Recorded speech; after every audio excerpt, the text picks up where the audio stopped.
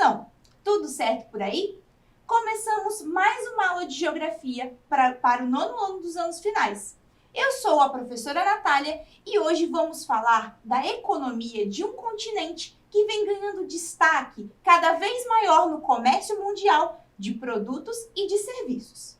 Sim, nós estamos falando da Ásia. Vamos entender melhor as suas características e como essa economia se movimenta pelo mundo. Mas antes, para os professores e professoras que nos acompanham, a nossa aula de hoje tem como habilidade analisar características de países e grupos de países europeus, asiáticos e da Oceania em seus aspectos populacionais, urbanos, políticos e econômicos, e discutir suas desigualdades sociais e econômicas e pressões sobre seus ambientes físico-naturais. E como objetivo da nossa aula, compreender as principais características da economia do continente asiático e sua relação com o meio. E para vocês, estudantes que nos acompanham, vale o aviso de marcarem presença na nossa aula, através do QR Code que está aparecendo aí na sua tela. É muito importante marcar a sua presença em todas as aulas que você assistir, ok? O continente asiático apresenta algumas das economias mais potentes do mundo, como, por exemplo, a China, que hoje é a maior potência industrial do mundo. Também a China e o Japão estão na lista entre os maiores PIBs do mundo, que é o Produto Interno Bruto, ou seja, a soma de todos os bens e serviços produzidos no país. Então, nós já podemos perceber como é importante a participação econômica de países como a China e o Japão para a economia global.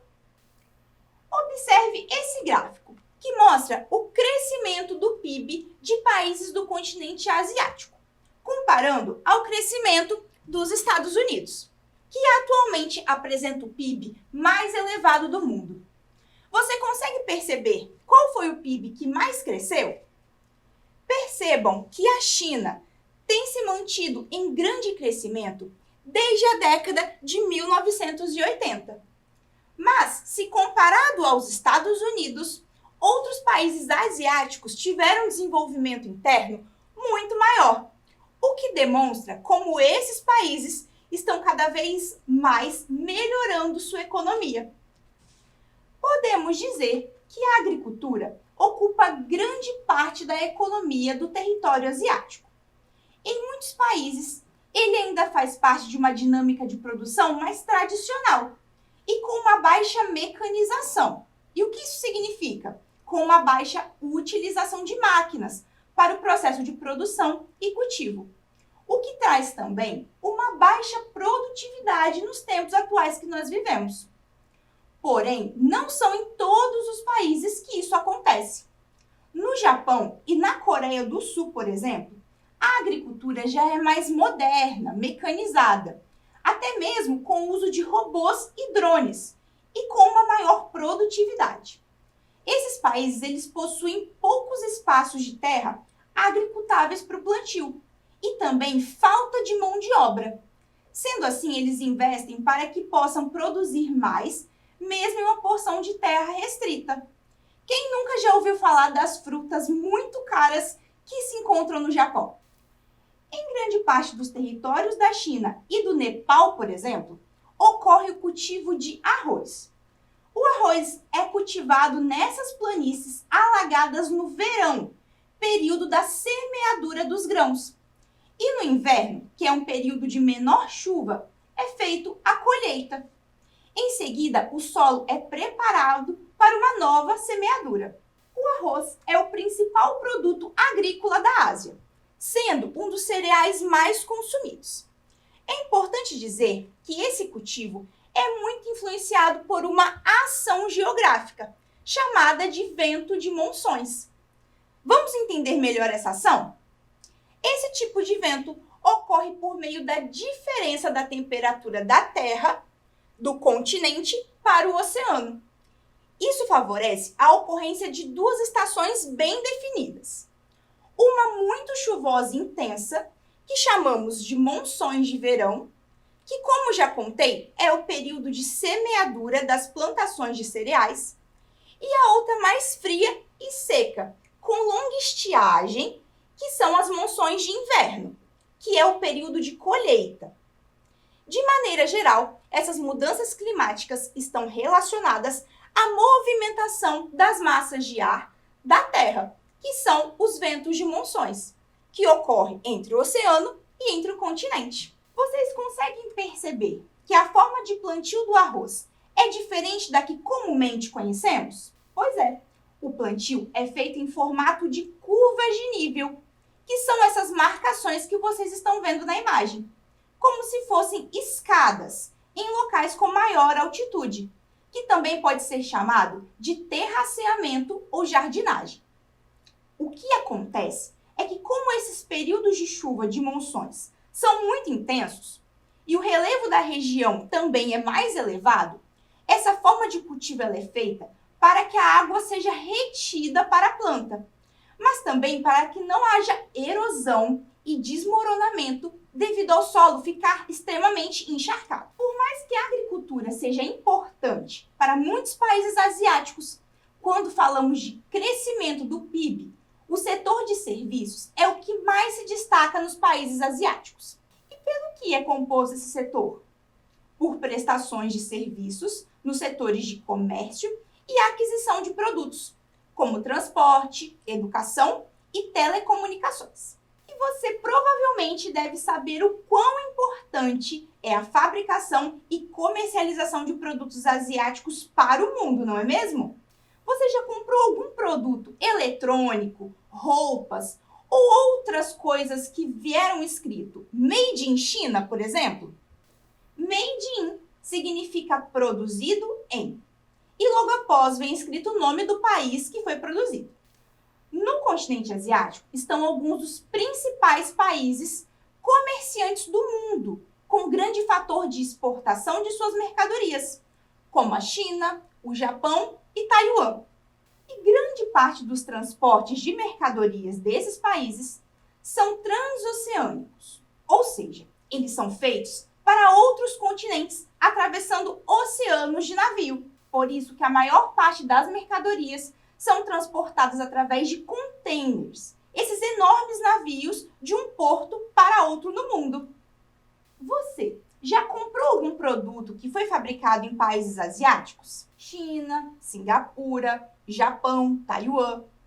E você sabe por que grande parte dos produtos são fabricados lá? Um dos principais fatores é o preço desses produtos, tendo valores muito menores, talvez, do que as mesmas peças produzidas, por exemplo, no Brasil. Isso faz com que até mesmo grandes marcas de roupas e calçados, de eletrônicos e acessórios sejam fabricados lá e exportados para cá para serem vendidos aqui no Brasil.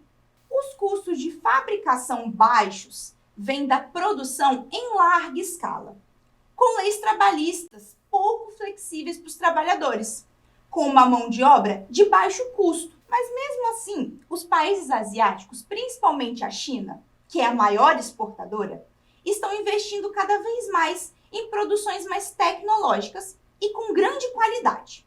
Durante muito tempo, era culturalmente falado que produtos chineses eram ruins, atribuídos ao seu baixo preço no mercado brasileiro. Mas essa ideia ela ficou para trás.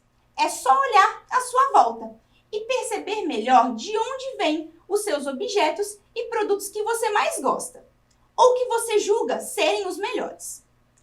Provavelmente um desses itens é de uma empresa transnacional que foi produzido em algum país asiático.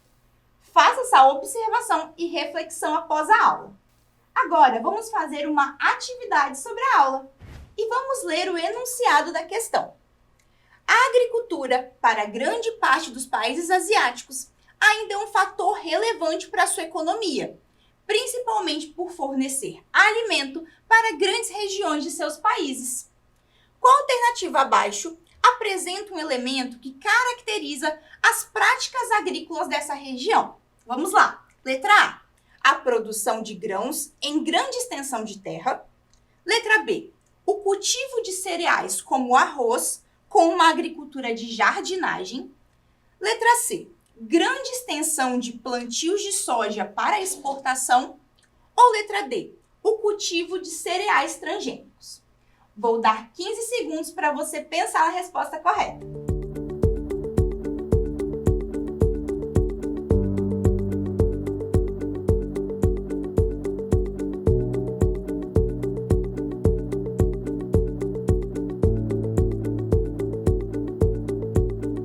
E a resposta correta é a letra B, pois o cultivo do arroz é um dos principais do continente, com um sistema de agricultura de jardinagem, em formatos de curva de nível.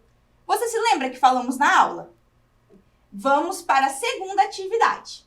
O enunciado diz: os tigres asiáticos são um conjunto de territórios do leste e sudeste da Ásia que tiveram um rápido processo de crescimento econômico e industrial, a partir da segunda metade do século XX, sendo eles Singapura, Coreia do Sul, Hong Kong e Taiwan.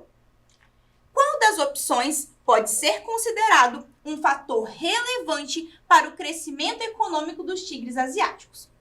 Vamos às opções. Letra A, aumento do PIB desses países. Letra B, mão de obra de alto valor devido à sua qualificação. Letra C, forte produção industrial e exportação. Ou letra D, forte presença de atividades agrícolas, principalmente do arroz. Vou dar mais 15 segundos para você pensar na resposta.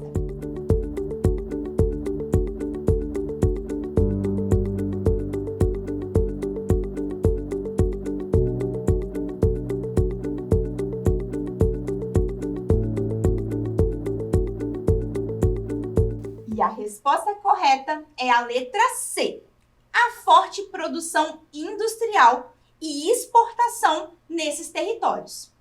Pois essa é uma das características que se aplica ao favorecimento da economia dos tigres asiáticos e também a outros países que compõem o continente asiático. E agora, mais uma atividade para você fazer após a aula. Pesquise sobre o Bloco Econômico Asiático e quais países o compõem. E também a relação estabelecida entre o Brasil e a China no cenário comercial. Vou deixar 15 segundos a tela parada para você poder tirar uma foto ou anotar a questão.